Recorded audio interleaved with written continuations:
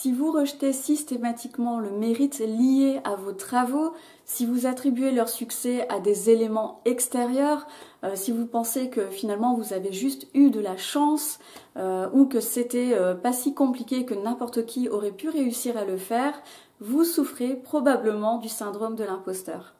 Ce qu'on ressent, c'est que on a l'impression de ne pas être à notre place, on a l'impression de prendre la place de quelqu'un d'autre et que finalement, du jour au lendemain, on va être démasqué et on va réaliser que finalement, on est nul. Environ 62 à 70% de la population a déjà été touchée par le syndrome de l'imposteur. Ce terme a été inventé en 1978 par deux psychologues, Pauline Rose Clance et Suzanne Imes, qui au départ n'ont pas parlé de syndrome de l'imposteur, elles parlaient plutôt d'expérience à laquelle tout individu peut être confronté dans sa vie à un moment donné. Ça concerne aussi bien le domaine privé que professionnel. Par exemple, en amour, un cas très courant, c'est de penser que la personne avec qui vous êtes va se rendre compte que vous n'êtes pas si bien que ça et forcément va vous quitter un jour ou l'autre parce que il ou elle aura trouvé mieux. Dans le domaine professionnel, c'est pareil, vous pouvez penser que du jour au lendemain, on pourrait vous renvoyer parce qu'il y a eu erreur sur la personne. Alors souvent, on nous conseille de lister nos réussites pour réaliser qu'on mérite d'être là où on en est aujourd'hui, qu'on a travaillé pour y parvenir. Mais justement, un des soucis avec le syndrome de l'imposteur, c'est que soit on va travailler beaucoup plus qu'il n'en faut pour pouvoir se dire une fois qu'on aura réussi, oui, c'est pas grâce à mes compétences, en fait, c'est parce que j'ai travaillé énormément.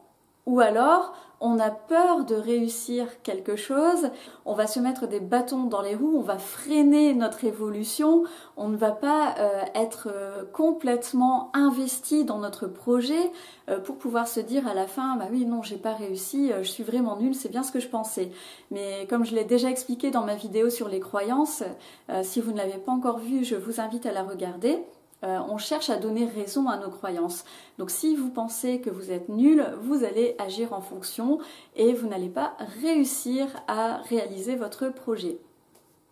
Si je vous en parle aujourd'hui, c'est parce que j'ai souffert de ce problème pendant de nombreuses années. Ça fait pas tellement longtemps que je m'en suis sortie, mais je sais exactement comment j'ai fait.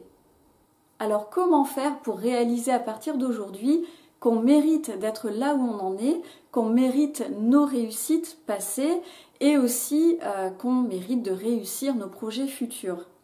Moi, il y a une chose que j'adore faire, c'est ne pas lister ce qui s'est passé dans le passé, mais de commencer maintenant, ici, aujourd'hui. On a souvent une vision erronée de ce qu'on attend de nous. Souvent, on surestime en fait les besoins. On a l'impression qu'on doit être Superman ou Wonder Woman, et c'est pas forcément le cas. Alors, il va s'agir ici de déterminer ce qu'on nous demande réellement, concrètement. Ce que je vous propose de faire aujourd'hui, c'est de lister les différents domaines dans lesquels vous avez l'impression d'avoir le syndrome de l'imposteur, ces domaines dans lesquels vous vous dites mais j'ai trop de chance, en fait, je vais être démasquée du jour au lendemain, on va me dire au revoir, il y a eu erreur de casting. Listez ces domaines dans un premier temps. Ensuite, vous allez vous demander par rapport à ces domaines, donc je vais garder mes exemples de tout à l'heure, admettons par rapport à votre travail ou par rapport à votre couple, si vous êtes en couple, demandez-vous qu'est-ce qu'on me demande de faire ou d'être par rapport à ça. Les besoins en général dans le couple, ce sont des choses aussi simples que le respect, le bien-être, l'amour, l'authenticité. Donc il n'y a pas besoin d'aller chercher très très loin et probablement si votre partenaire est avec vous, c'est qu'il ou elle vous a choisi pour certaines raisons, pour qui vous êtes. Au niveau de votre travail, si vous listez les tâches que vous avez à faire concrètement, ce qui vous est demandé, quelle est votre mission, peut-être que vous le faites déjà. Alors oui, on peut toujours faire mieux, mais ça c'est un autre problème, c'est une autre question. Ça ne veut pas dire que vous n'êtes pas à votre place. Listez toutes ces choses. Qu'est-ce qui est demandé exactement par rapport à ce domaine-là ? En faisant ça, vous allez arrêter de surestimer ce qu'on attend de vous, vous allez arrêter de croire que vous devez vraiment être au top pour être à votre place et ça va vraiment apaiser votre esprit. Si vous pensez que cette vidéo peut aider d'autres personnes, partagez-la, commentez si vous avez des commentaires à faire et abonnez-vous si ce n'est pas déjà fait.